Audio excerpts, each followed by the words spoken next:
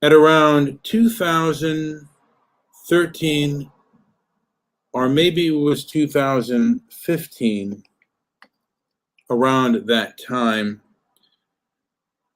I tweeted renowned anti-racist Tim Wise about white South African farmers, or the murder of white South African farmers. And he responded back to me saying that it was a terrible situation, but I also had to keep in mind that apartheid was worse. Now, I do remember that Tim Wise was very active when he was in his early days when South Africa was under apartheid. He was very active in the protesting of that regime, the anti-apartheid government. And now he was rather silent. And I retweeted to him something I don't recall what it is or what it was, but I know that he did not respond to me and he did not continue on with the conversation. Jump to a few years later, 2017, and President Trump wants to take a look at what is going on in South Africa. And then jump to the anti-racist left. I particularly remember Malcolm Nance. I guess people respect him because he's an Annapolis graduate. And I guess he was part of the Central Intelligence Agency, and he spent time in Africa. And he mentioned that this was a dog whistle to the white supremacists.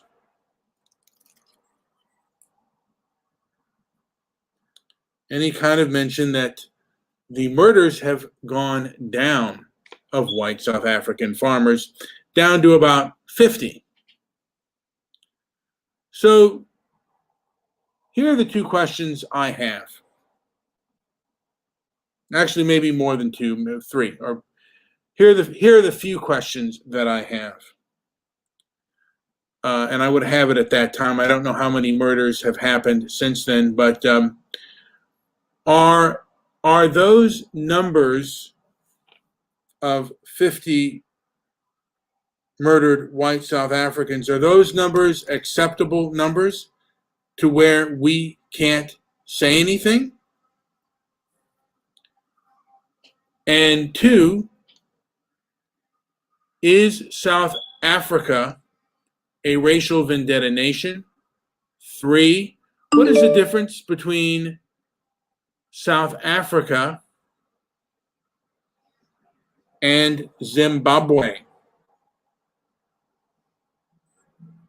Are the difference in the mentality of South Africa and Zimbabwe? Another story, I was at the Women's March, and one of the things they say at the Women's March is refugees are welcome here.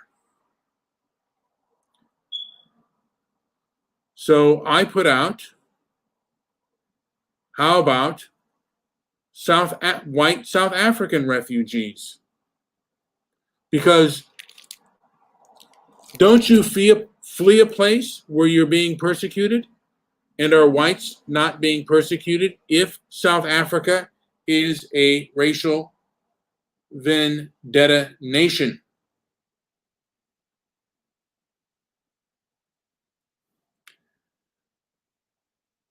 And it goes back to my last point, and I'm going to end on this. If you scratch the surface of most anti-racist leftists, you'll find a hypocrite and an authoritarian control freak.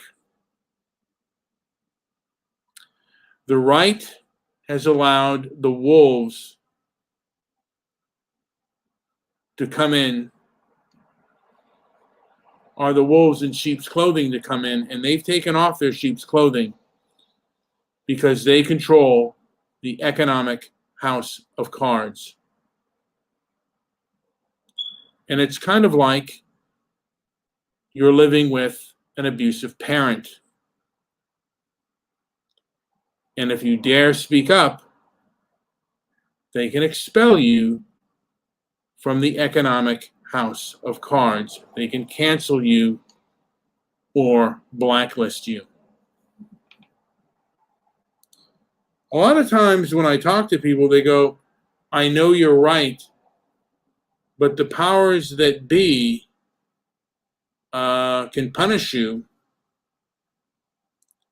One even mentioned that they are as vindictive and cruel as the communists in Cuba.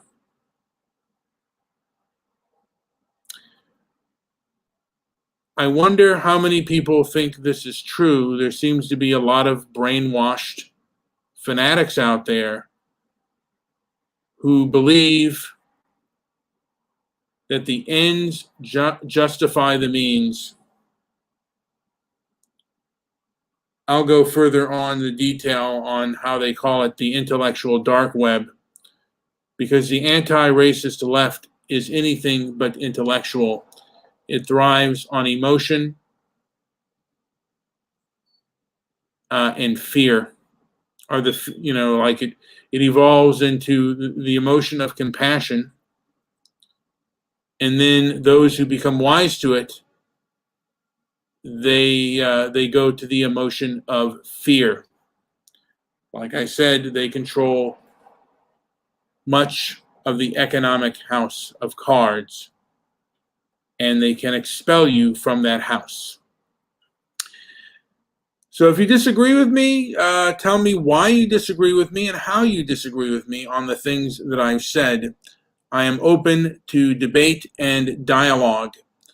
If I am wrong and you do it with logic and reason, I will change my outlook. Anyway, this has been Brian with Transparency and Merit. Like and subscribe and hit the notification bell. Thank you.